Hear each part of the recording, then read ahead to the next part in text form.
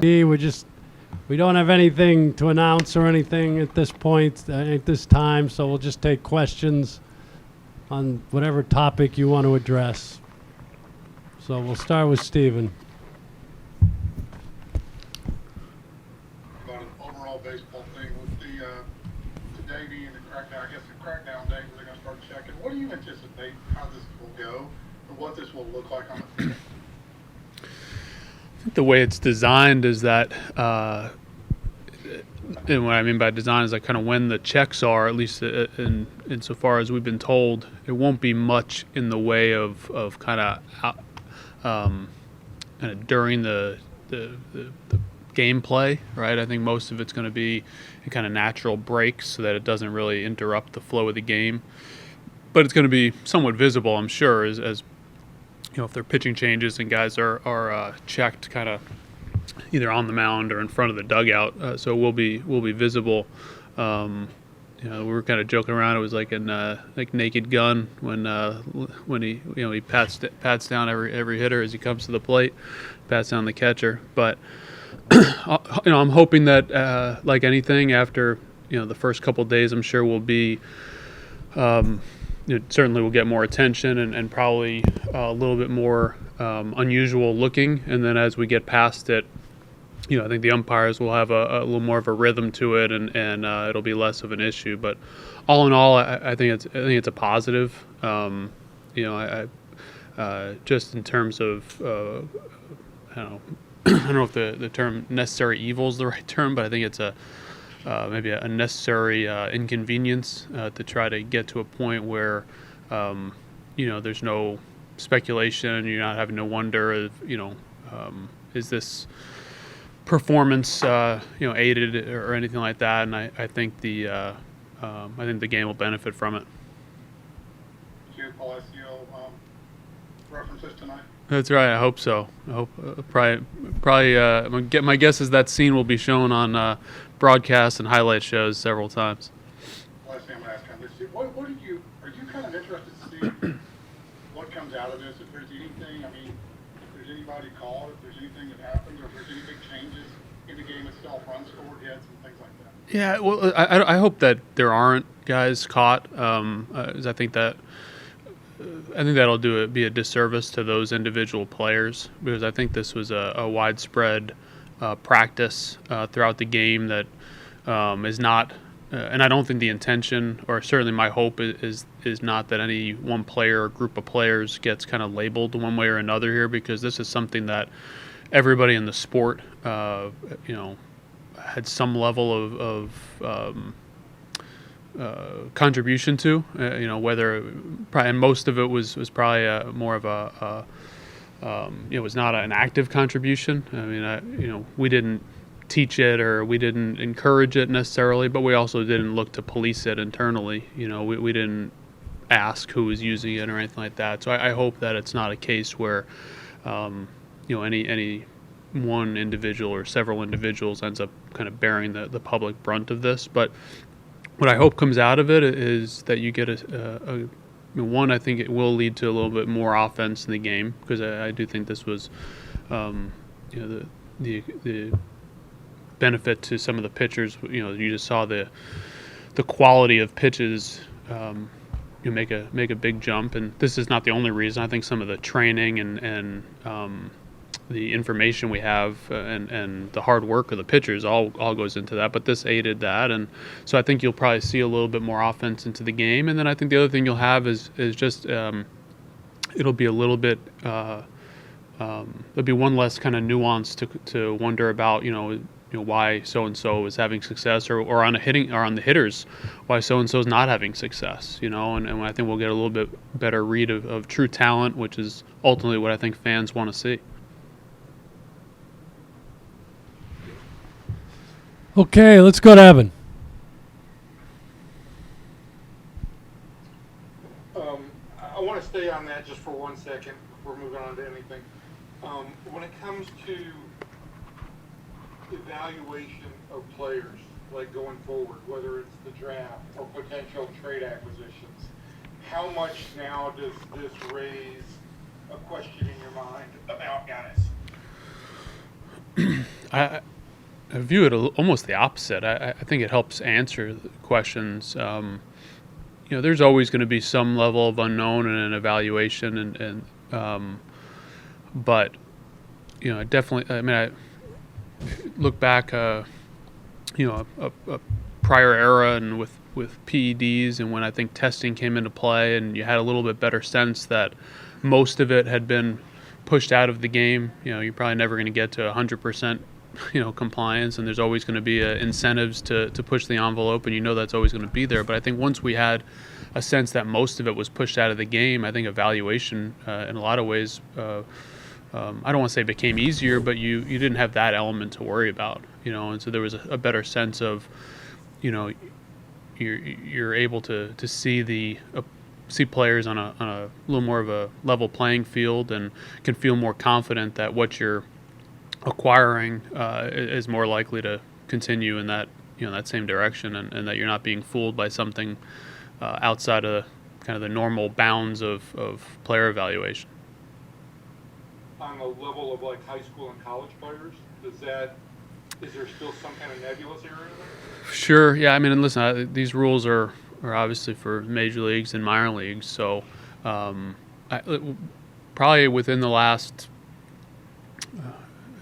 year is too long. I mean, I really think in the last, maybe 6 months or so, it's been more of a topic of conversation from an acquisition side, and we've definitely talked about it with the draft and trying to pay attention to those sort of things. But there's because I do think that anything that's done at the big league level that's successful is going to be replicated throughout amateur baseball, and I do believe that it's there as well, and that's something that we're going to try to account for, but it's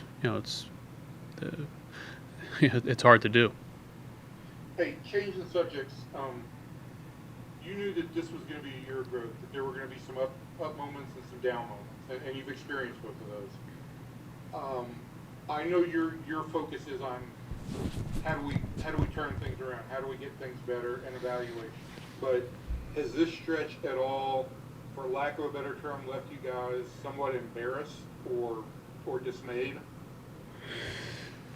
So I want to be careful not to go down the path of kind of any sort of mid-season report card, because I don't think there's really any benefit to that, because big picture we're trying to accomplish, like you just said, is in helping a lot of these young players reach their potential and helping us make evaluations on who's part of our group moving forward. But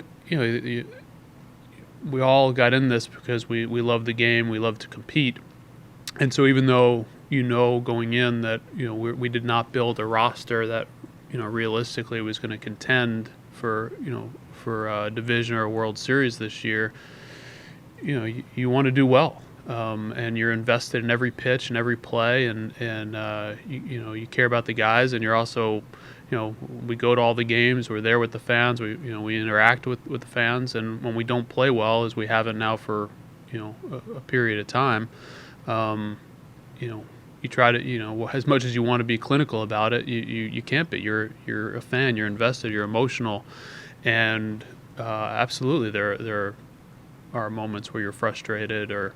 I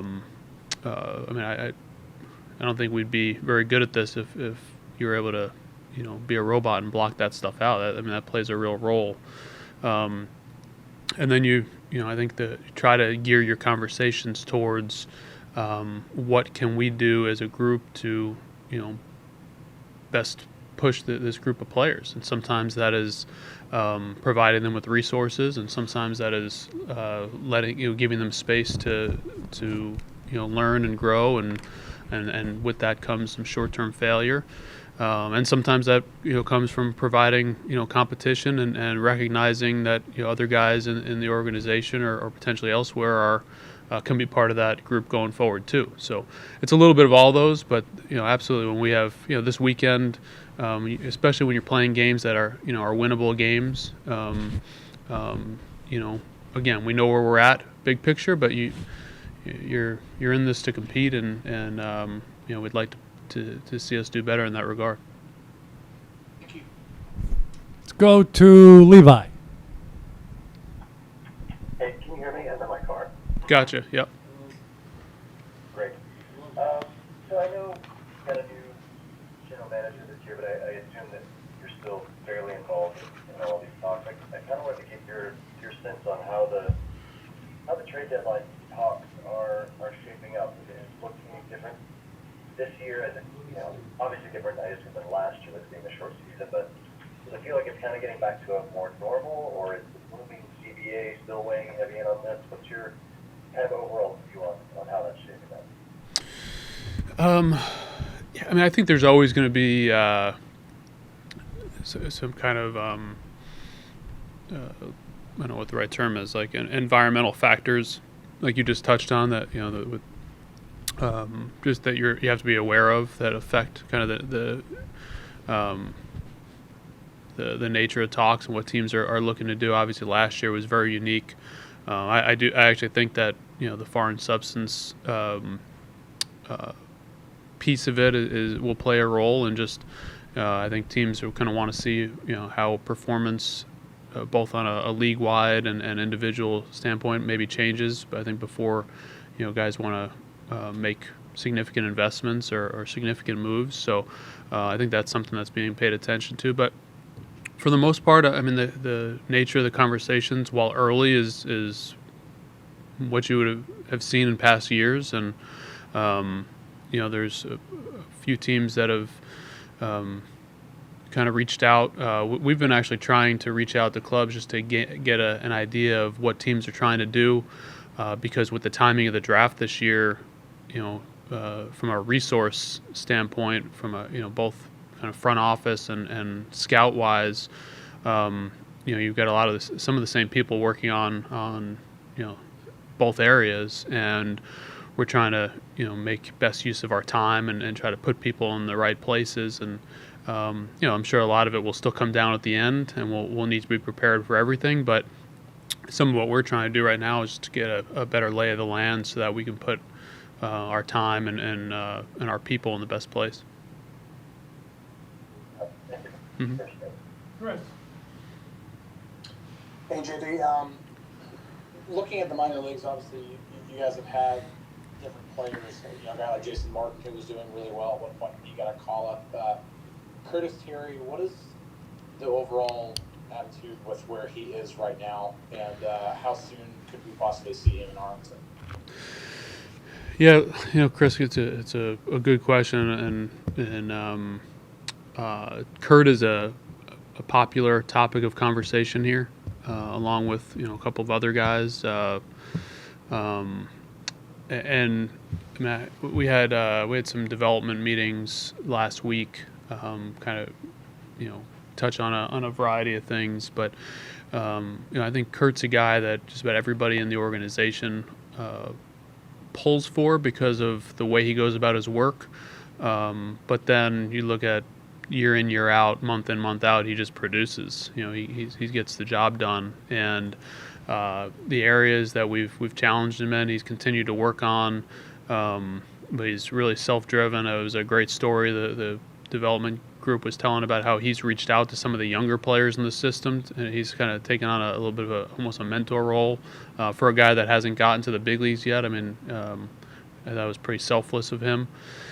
So he's definitely in consideration, and he and Andy Ibanez, among others, are doing what we would hope for. They're really their performance, their way they go about it is forcing us to have some discussions and ultimately potentially make some decisions. So we're not quite there yet, but I do believe Kurt's going to get an opportunity to show what he can do here at the big league level before long.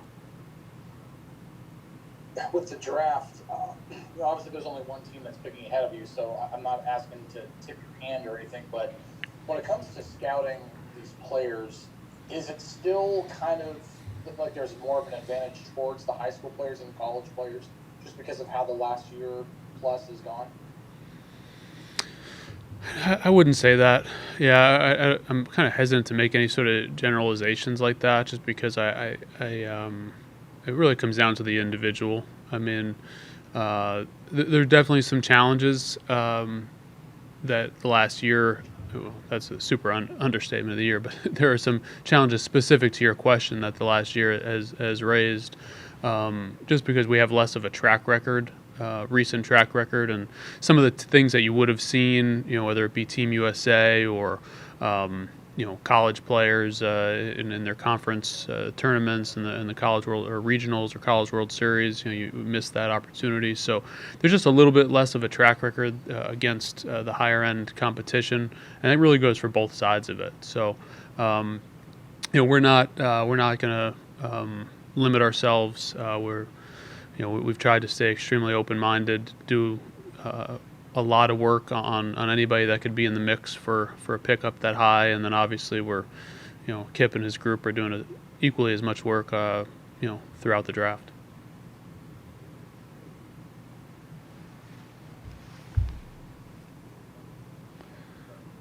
Hold on. Jared? Go ahead, Jared. Okay. JD, I'm curious with Elvis coming back, when you think about his time here, what are the things that stand out? I hesitate to use the word legacy, but I guess along those lines, what are the things that really jump out? Man, above all else, just the energy and the way he approached the game, how much he loves to play, shows up, more or less the same guy every day. That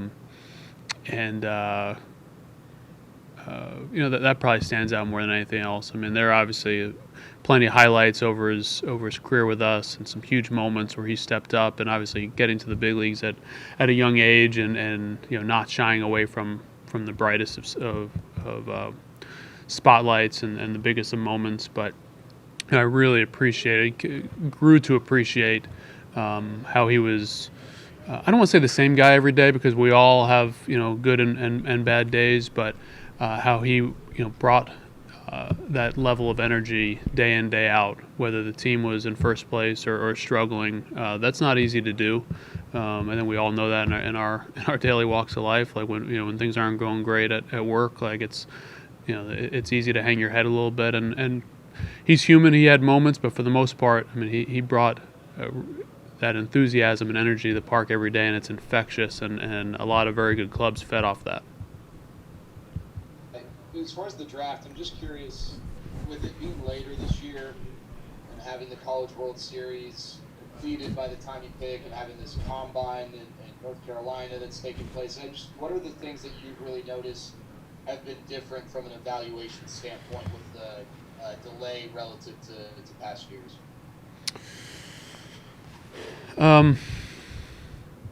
Is there any? Yeah. So I mean, we're not all the way through that period yet. I do think it's allowed us to double back and answer some questions as we've gone through our process, and some things that hey, I would love to get in front of this player and have a chance to ask him the following questions. We have a little bit more of an opportunity there. But for the most part, I think I'm very interested in the combine, because it's the first one of that we've taken part in as a league, and so I'm not totally sure what we're going to get out of that just yet. I do think the medical will be a plus.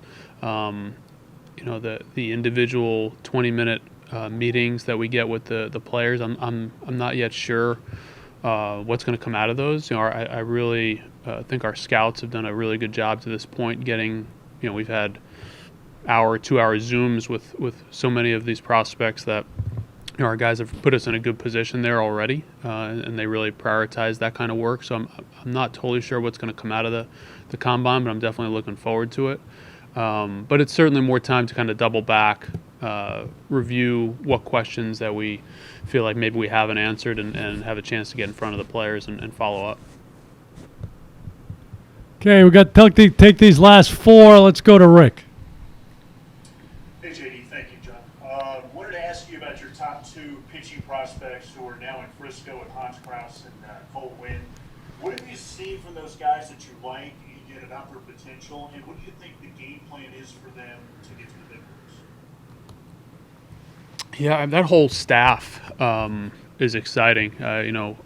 Hans and Cole for sure. Ron Enriquez just got promoted there. Jake Latz has been outstanding.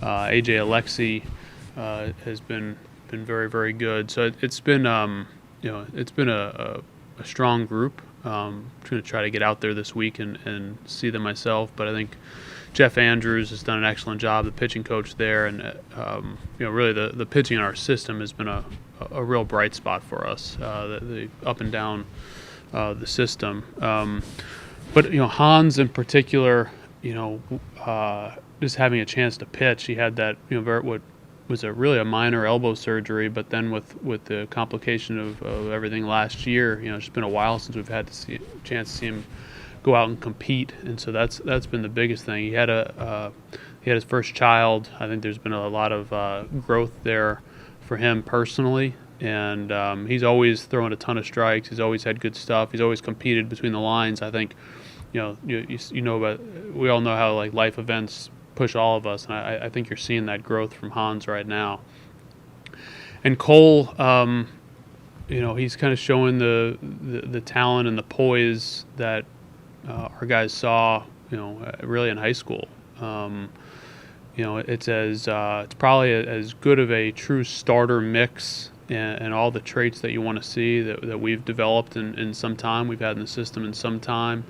4 pitches for strikes. He's does not seem fazed by the by whatever challenges the game has for him. Repeats his delivery. All the as the scouts would say, he checks a lot of boxes from a starter standpoint, and just excited to see him continue to compete and lead that staff. Following up on that, how soon do you think they get to the big leagues? I mean, are you guys taking your time with them? Is there a chance we see them later this year? It's possible. I mean, I think we're probably going to err on the side of more patience than anything else, especially after last year. But I don't want to rule anything out, and these guys will continue to let us know when they're ready for the next challenge. Jeff. Did you cover injuries early? I was like, No. what's the deal with Kyle Cody? He's progressing. It was, if you recall, it was kind of that bone bruise.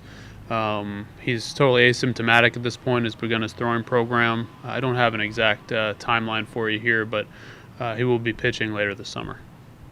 Okay.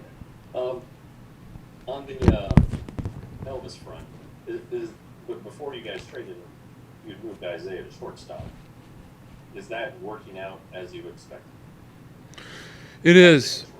Yeah, it is. I mean, again, we talked about it. I forget if it was October or November when we first made the announcement that we felt like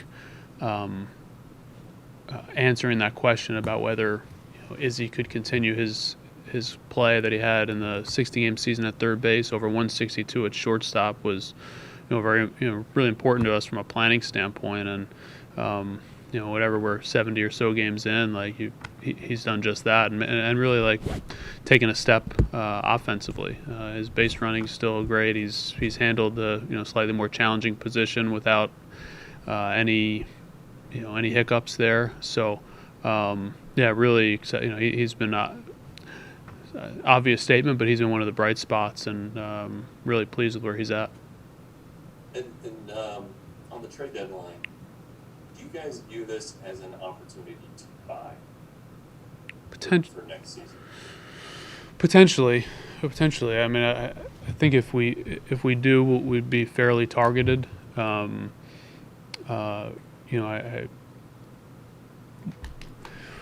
We're in a spot where we're still keeping the long range plans kind of first and foremost. So I don't think you're going to see us do anything to materially mortgage that future.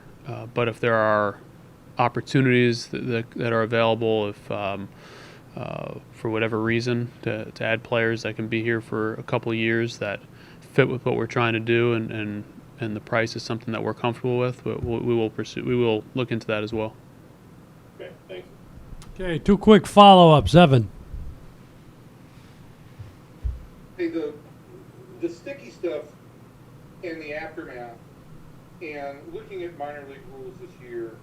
all just make me think that we potentially have more changes coming to the game over the next year or two. And for a club that's in a rebuild, this would be an opportunity to kind of reimagine some things, kind of get out in front of some potential things. Do you see that opportunity for this organization, and are you applying any of that? Yeah, I think it's a really, really good point, and it is an opportunity. Some of it is, we don't know, exactly where what rules are going to be put in play, if any. I mean, all of them obviously would have to go through a process with the league and with the players. But you can see, fairly clearly the direction that the industry, wants to go, which is, more action, more balls put in play, more action on the base paths, kind of a prioritizing athleticism and natural ability. And so, we have been, as I'm sure most of our competitors have, been looking at that and trying to forecast, what types of players we want to invest in moving forward. I think that natural talent and skill, I mean that goes era to era. But I think within the margins, there are definitely different types of players that perform better period to period, and we have and will continue to spend some time looking at that. The follow-up on that is, one thing on the pitching side that still seems to resonate with me is that guys who are effective sinker ball pitchers would seem to become more valuable going forward. Does that, you agree or disagree? I think it depends. I mean, I think it depends on what what guys can do. And there's different types of effective sinker ball pitchers, right? You got Blake Trinan, who's throwing sinkers at 98 with power slider, and then there's other kind of guys. I think ultimately most guys, unless they have really elite, unbelievable stuff, are going to have to be able to do multiple things and keep the hitter guessing. And that skill, whether you throw four seam or two seam, 98 or 91, is still very important. Okay, last one. We'll go to Levi. Hey, John. Back to Kiner-Falefa for a second. We get this huge crop of superstar shortstops coming up in free agency. And I was just curious if his performance this year has been such that it has changed the way that you evaluate the upcoming. I'm not asking you to say whether you were planning on going after one of those guys or not, but just I'm curious if his performance has changed the way that you view this upcoming free agent. Probably too early to answer that, Levi. Part of our goal in playing him at shortstop this year was to help answer that question and to help us make other decisions. Feel pretty confident. We view Izzy as part of a championship club. I think he's a winning player. I think he can do a lot of different things. Love what he brings and kind of where his mindset is day in, day out. But we're not at that point yet of having to make those decisions, and we still have more time to evaluate it. So we're gonna make use of that. Last thing for me is, you mentioned earlier, kind of new coming into the season, that this is not a roster that was designed to go win a World Series. Under those circumstances, how do you evaluate the manager and coaching staff? And I know it's not as easy as just losses equal bad, wins equal good. What evaluation process do you have on that?